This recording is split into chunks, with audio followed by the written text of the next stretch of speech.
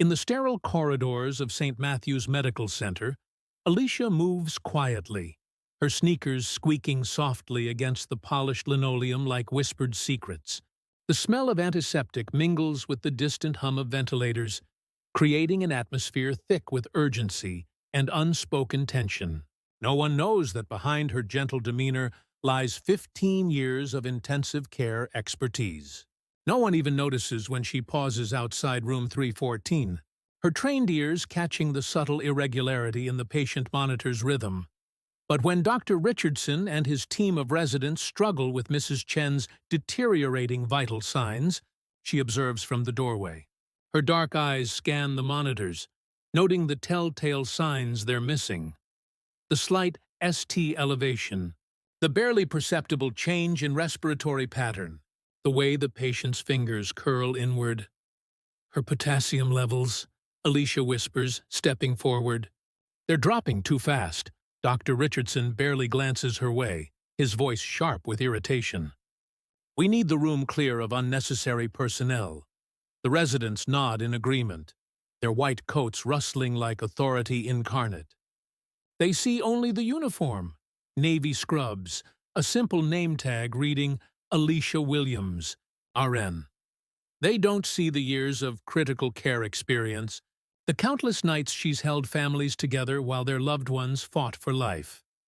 What they didn't know was that Alicia had spent a decade in the cardiac intensive care unit at Johns Hopkins, where she'd earned recognition for identifying critical arrhythmias before they became fatal. She'd left everything behind when her mother fell ill, trading prestige for presence, choosing family over fame. And with just one glance at the monitor, she was about to predict exactly what would happen in the next 60 seconds.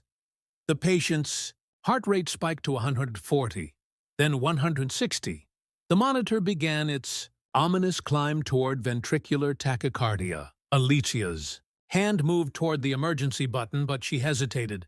In her 15 years of nursing, she'd learned that sometimes the most dangerous thing isn't the medical emergency. It's being right when everyone expects you to be wrong, because sometimes the person they overlook holds the key to saving a life. Before we continue with Alicia's incredible story, I want you to know that this channel is dedicated to sharing powerful stories of overlooked heroes who change the world through quiet courage. If these stories inspire you, please subscribe and hit that notification bell. It truly helps us reach more people with these important messages. Also, I'd love to know, on a scale of 1 to 10, how often do you think medical professionals face situations where their expertise is dismissed? Drop your thoughts in the comments below. Now, let's see what happened when Alicia's prediction came true. Alicia Williams had worked at St. Matthew's for 3 years, arriving each morning at 6:30 a.m. sharp, her thermos of coffee in one hand and her worn leather messenger bag in the other. The bag contained her nursing journals, notes from continuous education courses, and a small photo of her mother, the reason she'd left her prestigious position at Johns Hopkins. The attending physicians walked by her as if she were part of the hospital's infrastructure, necessary but unremarkable. Dr. Richardson, chief of internal medicine, had never once asked her opinion despite her extensive ICU background. To him, she was simply another floor nurse, someone to carry out orders and document vitals. But Alicia watched. She always watched. The hospital's marble lobby gleamed with donations from wealthy benefactors, their names etched in gold on the walls. Million-dollar equipment hummed in every room, yet the most valuable resource, her experience, remained invisible. She'd grown accustomed to the subtle dismissals, the way conversations paused when she approached, the assumption that her insights were somehow less valid than those of the residents who'd graduated months ago. On that Tuesday morning, Alicia heard something that made her pulse quicken. Room 314's monitor was displaying a rhythm she'd seen before, subtle changes that often preceded catastrophic events. The T waves are inverting, she heard Dr. Richardson tell his residents. Classic signs of anterior wall ischemia. Alicia moved closer, her practiced eye catching details they'd missed. Those weren't just T-wave inversions. The ST segments were beginning to elevate in leads V2 through V4. More critically, the patient's potassium had dropped from 3.8 to 3.1 in just 2 hours, a precipitous fall that could trigger deadly arrhythmias. She whispered, "Doctor, her electrolytes need immediate correction." Dr. Richardson turned, his expression shifting from concentration to mild annoyance. "Nurse Williams, we're discussing complex cardiology here. Perhaps you could focus on patient comfort measures?" The residents chuckled softly, a sound that cut deeper than any sharp rebuke. One whispered, "She thinks she's a cardiologist now." But deep inside, something had stirred. Not anger. Alicia had learned to transform that emotion into something more productive. It was determination, the same quality that had helped her graduate summa cum laude from nursing school, that had earned her the respect of cardiac surgeons at Hopkins, that had made her a preceptor for new ICU nurses. As she walked away from room 314, her footsteps measured and deliberate, Alicia made a decision. She wouldn't speak again until they were ready to listen. But she would be watching, and when the moment came, she would be ready. 20 minutes later, the crisis began exactly as Alicia had predicted. The alarm from room 314 pierced the afternoon quiet, sending nurses and residents scrambling down the hallway like water rushing toward a dam break. Mrs. Chen's heart rate had spiked to 180 beats per minute. Ventricular tachycardia, the very rhythm Alicia had anticipated. The monitors screamed their electronic warnings while Dr. Richardson barked orders to his team. "Get me an amiodarone drip," he shouted, his usual composure cracking under pressure. "And call cardiology, now." Alicia appeared in the doorway, her movement swift but controlled. She'd seen this exact scenario play out 17 times during her Hopkins years. Her eyes went immediately to the defibrillator, mentally calculating the joules needed if the medication failed. Without thinking, she spoke. "Doctor, she needs immediate potassium replacement and magnesium. The amiodarone won't hold without correcting her electrolytes first." Dead silence. 6 pairs of eyes turned to her with expressions ranging from surprise to outright indignation. "Excuse me?" Dr. Richardson's voice carried the sharp edge of authority challenged. "Are you seriously attempting to direct the medical management of this patient?" The head resident, Dr. Martinez, stepped forward with a patronizing smile. "Nurse Williams, we understand you're concerned, but this requires advanced cardiac life support protocols. Perhaps you could assist with documentation while we handle the medical decisions."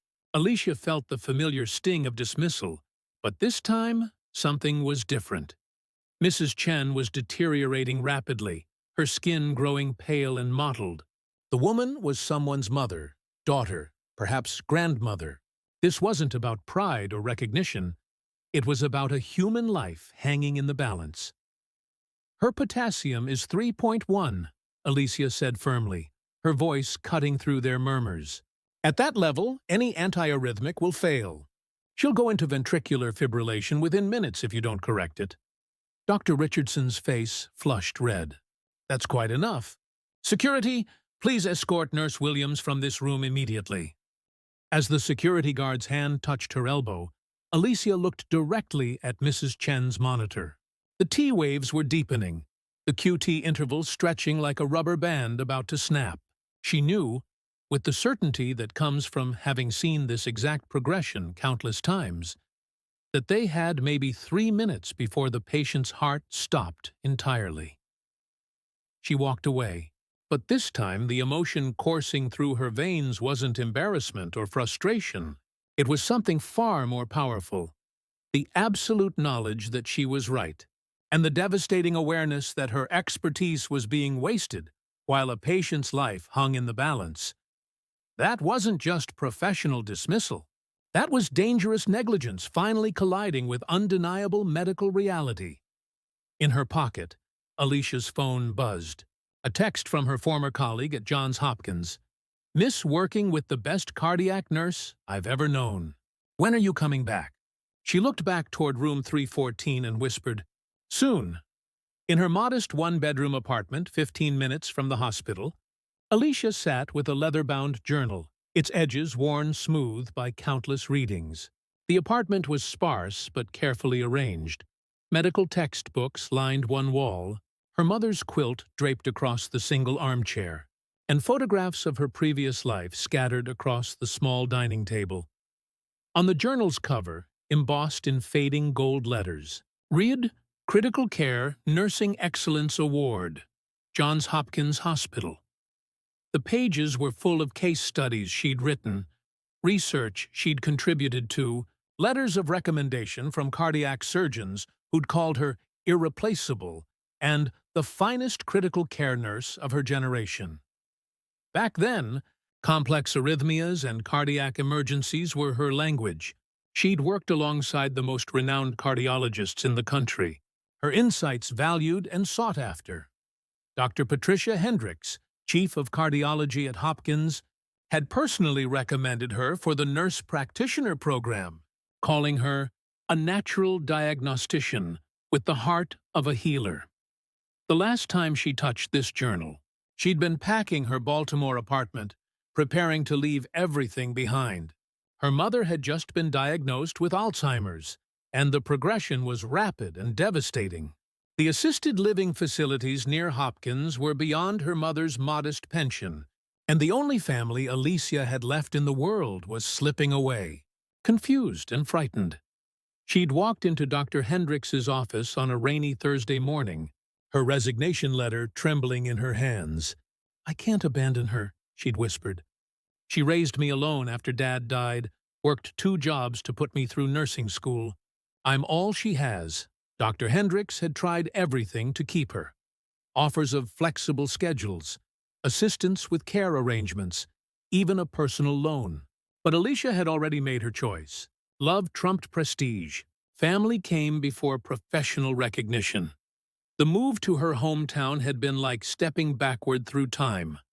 St. Matthew's was a good hospital, but light years away from the cutting-edge cardiac unit where she'd thrived. Instead of consulting on complex cases, she administered medications and documented routine assessments. Instead of teaching residents advanced cardiac life support, she was dismissed as just a nurse. But this time, as Alicia closed the journal and reached for her laptop, she didn't cry. She turned to the hospital's internal communication system and started to compose a detailed incident report. Her fingers flew across the keyboard, documenting every detail of Mrs. Chen's case, her own observations, and the medical team's response. She attached her credentials, her certifications, and a detailed explanation of the physiological processes they'd ignored. "There it is," she whispered, hitting send. The truth was always there. The hospital was still quiet at 5:30 a.m. when Alicia stepped through the employee entrance. She'd spent the night researching Mrs. Chen's case further, cross-referencing similar patients from her Hopkins database, and preparing a comprehensive care protocol. She entered the ICU through the staff corridor, her keycard granting access to the restricted medication area. The night shift nurse, exhausted after 12 hours, barely glanced up as Alicia checked Mrs. Chen's latest lab results on the computer terminal. Potassium 2.9, magnesium 1.4.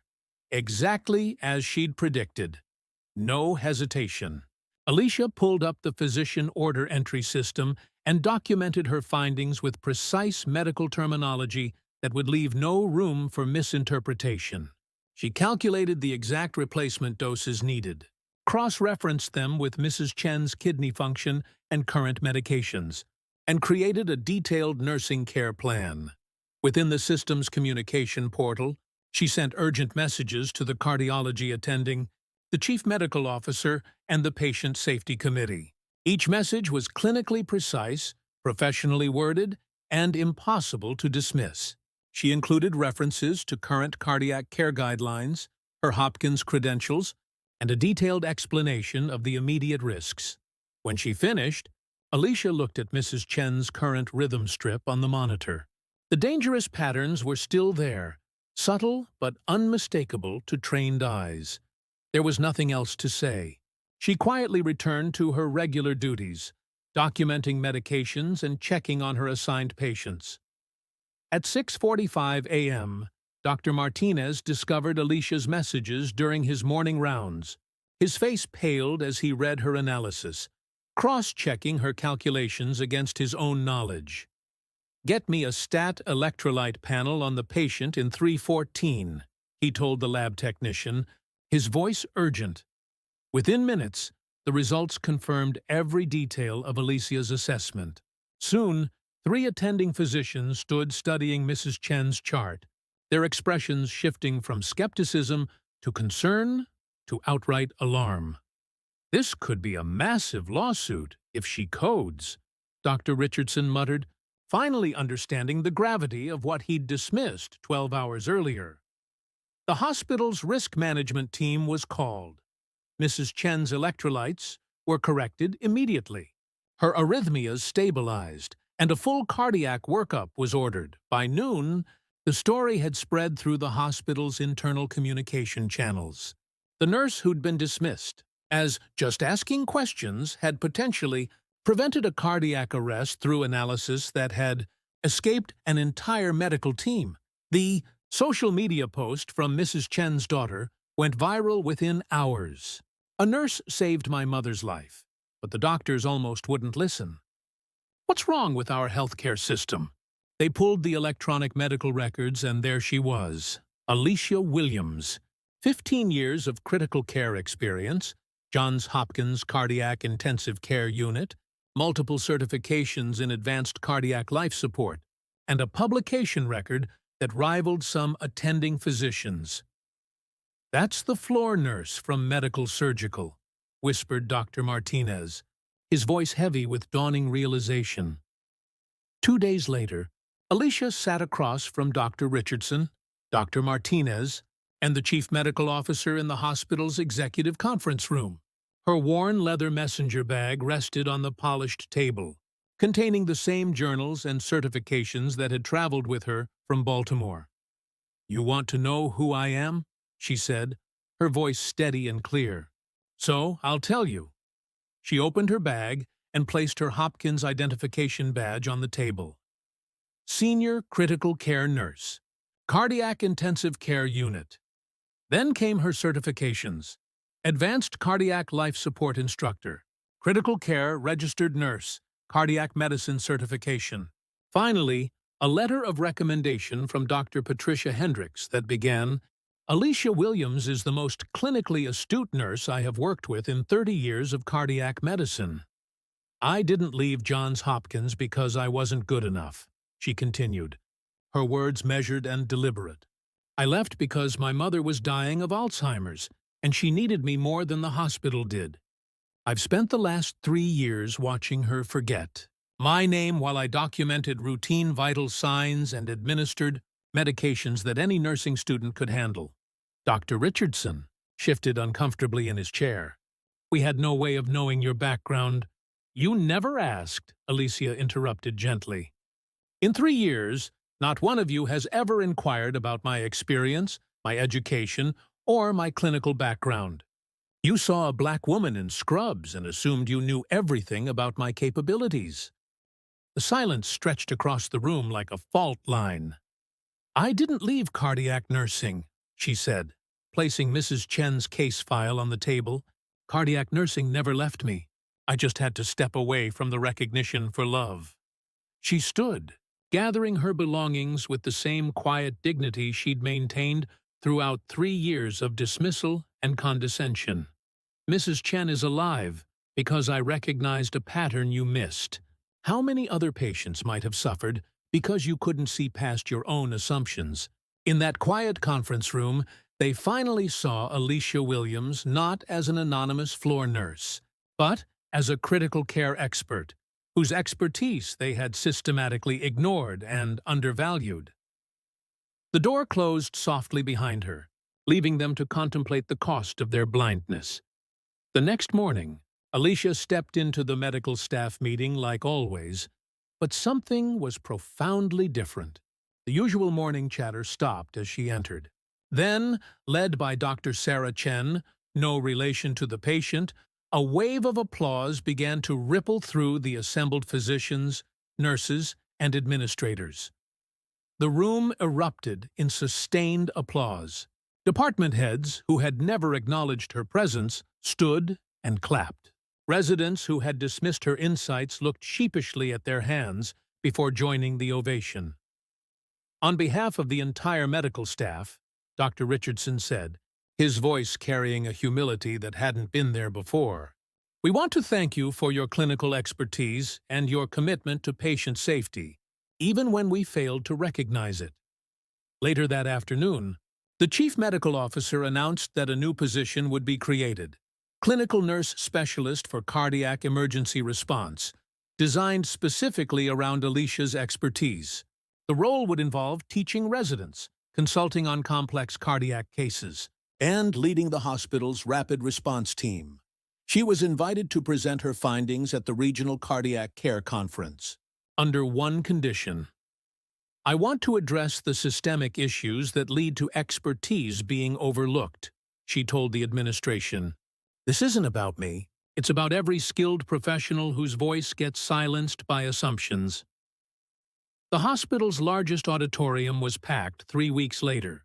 Physicians from 6 hospitals, nursing staff, and medical students filled every seat. Alicia stepped up to the podium and looked at them, seeing faces that finally reflected genuine interest and respect. "Excellence doesn't announce itself with titles or degrees," she began. "It whispers through careful observation, speaks through clinical experience, and shouts through results. But only when we're willing to listen." She clicked to her first slide, Mrs. Chen's case study. This patient survived because someone was paying attention. But how many don't survive because their advocate's voice gets dismissed? The most dangerous assumption in healthcare isn't a misdiagnosis. It's the assumption that expertise can be judged by appearance, position, or preconceived notions about who deserves to be heard. The auditorium fell silent as her words sank in. Every person in this room has something valuable to contribute. The question is, are we humble enough to listen to each other, regardless of hierarchy, race, or role? The entire room stood. Thunderous applause echoed off the walls. But Alicia knew the real victory wasn't in their recognition. It was in the conversation that would continue long after she left the stage. Today, Alicia leads the cardiac rapid response team at St. Matthew's. Her expertise finally matched with the recognition it deserved. But she hasn't forgotten where she came from. Every Tuesday, she mentors new nurses, sharing not just clinical knowledge, but the wisdom that comes from being underestimated and overlooked.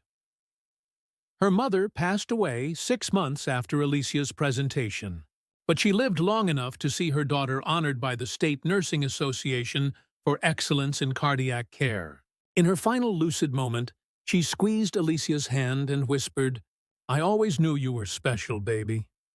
Mrs. Chen recovered fully and sends Alicia a card every year on the anniversary of her cardiac event. It simply reads, "Thank you for seeing what others couldn't." The hospital now has mandatory training on recognizing and utilizing the expertise of all team members, regardless of their position or background. It's called the Williams Protocol, a systematic approach to ensuring that valuable insights aren't lost due to hierarchy or bias.